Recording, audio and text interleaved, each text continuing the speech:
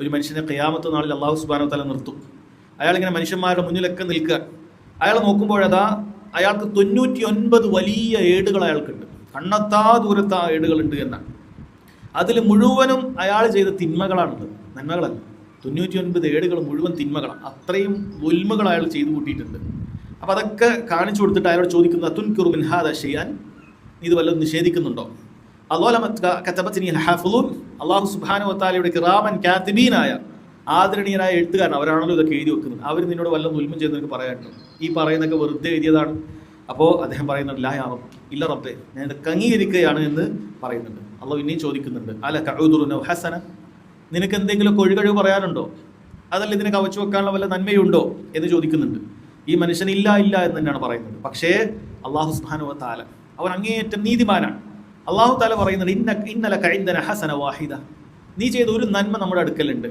ലാ ദുൽമൽ യൗമ അലൈക്, ഇന്നേ ദിവസം നിന്നോട് ഒരു അനീതിയും പ്രവർത്തിക്കുകയില്ല. ഫതുഖ്റജ് ലഹു ബിതാഖ, എന്നിട്ട് ഒരു ബിതാഖ, ഒരു കാർഡ് എന്നാണ് പറയുന്നത്. രൂപം എങ്ങനെയാണെന്ന് നമുക്ക് അറിയുകയില്ല. ബിതാഖ എന്ന് പറഞ്ഞാൽ അർത്ഥം വെക്കാൻ പറ്റുന്നത് ഒരു കാർഡ് എന്നാണ്. ആ ബിതാഖ എടുത്ത് പുറത്തേക്ക് കൊണ്ടുവന്നു. ഫീഹ അഷ്ഹദു അല്ലാ ഇലാഹ ഇല്ലല്ലാഹ് വ അന്ന മുഹമ്മദൻ അബ്ദുഹു വ റസൂലുഹു, അവന്റെ ജീവിതത്തിൽ അവൻ പറഞ്ഞ, അവൻ പ്രവർത്തിച്ച, അവന്റെ മരണം വരെ അവൻ ഖൽബിൽ സൂക്ഷിച്ച ലാ ഇലാഹ ഇല്ലല്ലാഹ് മുഹമ്മദുർ റസൂലുള്ളാഹ് എന്ന സത്യസാക്ഷ്യമാണ് അതിലുള്ളത്. അതവിടെ കൊണ്ടുവന്നു. ഫയഖൂലു അഹ്ദുറൂഹ്, എന്നത് ഹാജരാക്കാൻ അല്ലാഹു സുബ്ഹാനഹു വ തആല പറയാണ്. ഫയഖൂൽ, പക്ഷേ ഈ മനുഷ്യൻ അപ്പോഴും തൃപ്തനായില്ല. അയാൾ ചോദിച്ചു, യാ റബ്ബ് മാ ഹാദിഹി അൽ ബിതാഖ മാ ഹാദിഹി സിജില്ലാത്ത്, അല്ലാഹു ഇതൊരു കാർഡല്ലേ, ഇത്രയും 99 വലിയ ബാണ്ടക്കെട്ട് പോലെയുള്ള എൻ്റെ തിന്മകൾ, അതിനു മുമ്പിൽ ഈ കാർഡ് എന്താണ് എന്ന അർത്ഥത്തിലാണ് ഇയാൾ ചോദിക്കുന്നത്. ഫയുഖാൽ ഇന്നക ലാ തുദ്ലം, ഓ മനുഷ്യ, നീ ഇന്നേ ദിവസം ഒരക്രമവും നിന്നോട് ചെയ്യപ്പെടുകയില്ല. ഖാല ഫതൂദഉ സിജില്ലാതു ഫീ കിഫ, ഈ പറയുന്ന ഏടുകളെല്ലാം മീസാനിൽ ഒരു ഭാഗത്ത് വെക്കുകയുണ്ടായി.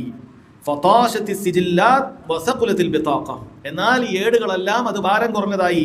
ബിതാഖക്കായിരുന്നു ഭാരം ഉണ്ടായിരുന്നത്, അത് പൊന്തിപ്പോയി. ഈ ബിതാഖ വെച്ചതോടുകൂടി അത് പൊന്തിപ്പോയി. ബിതാഖയായിരുന്നു താഴെ ഉണ്ടായിരുന്നത്.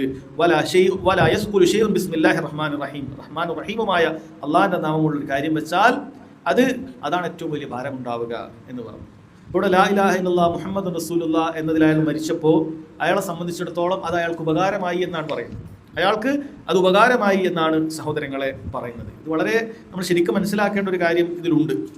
ലാ ഇലാഹ ഇല്ലല്ലാഹ് മുഹമ്മദ് റസൂലുള്ളാഹിൽ ഒരാൾ മരണപ്പെട്ടാൽ എന്ത് തിന്മകളാണെങ്കിലും ശരി, അല്ലാഹു സുബ്ഹാനഹു വ തആല അയാളെ രക്ഷപ്പെടുത്തും. പക്ഷേ ഇവിടെ ഒരു പ്രത്യേക പണ്ഡിതന്മാർ പറഞ്ഞൊരു കാര്യമുണ്ട്. അയാൾ ലാ ഇലാഹ ഇല്ലല്ലാഹ് മുഹമ്മദ് റസൂലുള്ളാഹി ഖുവ്വത്ത് ഇവിടെ വളരെയധികം പരിഗണനീയമായ ഒരു കാര്യമാണ്. അതിൽ എത്ര ഖുവ്വത്ത് അയാൾക്ക് ഉണ്ടായിരുന്നു എന്നുള്ളത്. ലാ ഇലാഹ ഇല്ലല്ലാഹ് പറയുന്ന എല്ലാ ആളുകൾക്കും ഈമാനിൽ ഒരേ അവസ്ഥയിലല്ല, അവിടെ യഖീനിൽ ഒരേ അവസ്ഥയിലല്ല, അതിലേറ്റക്കുറച്ചിലുകൾ ഉണ്ടാകും. അതുകൊണ്ടാണ് ലാ ഇലാഹ ഇല്ലല്ലാഹ് ഉള്ള ആളുകൾക്ക് തന്നെയും, ലാ ഇലാഹ ഇല്ലല്ലാഹ് ഉള്ള മുവഹിദീങ്ങൾക്ക് തന്നെയും തിന്മകൾ എന്ത് ചെയ്യാറുണ്ട്? നന്മയേക്കാൾ ഭാരം കൂടിയതാവാറുണ്ട്. അങ്ങനെ അവർക്ക് സ്വർഗം നഷ്ടമാവാറുണ്ട് തുടക്കത്തിൽ. പിന്നീടാണ് അവർക്ക് സ്വർഗത്തിൽ പ്രവേശിക്കാൻ സാധിക്കുന്നുള്ളൂ. അതെന്താണെന്ന് കൊണ്ടാൽ അവർ ലാ ഇലാഹ ഇല്ലല്ലാഹുടെ ഖുവ്വത്ത് കുറഞ്ഞത് കൊണ്ടാണ്. എന്നാൽ നല്ല ഖുവ്വത്തുള്ള ലാ ഇലാഹ ഇല്ലല്ലാഹ്ക്ക് ഒരുപാട് തിന്മകളുടെ മുന്നിൽ പോലും പിടിച്ചു നിൽക്കാൻ പറ്റുമെന്നാണ് പറയുന്നത്. ഇതൊരിക്കലും തിന്മകളെ നിസാരമാക്കി കളയാനുള്ള യാതൊരു കാര്യവുമല്ല, അങ്ങനെ ഒരാൾ ധരിക്കാൻ പാടില്ല. മറിച്ച് ലാ ഇലാഹ ഇല്ലല്ലാഹുടെ ശ്രേഷ്ഠത കൂടുതൽ ബോധ്യപ്പെടാൻ വേണ്ടി നമ്മൾ മനസ്സിലാക്കേണ്ട കാര്യമാണ്. അത്രയും ശ്രേഷ്ഠത ലാ ഇലാഹ ഇല്ലല്ലാഹ്ക്ക് ഉണ്ട്.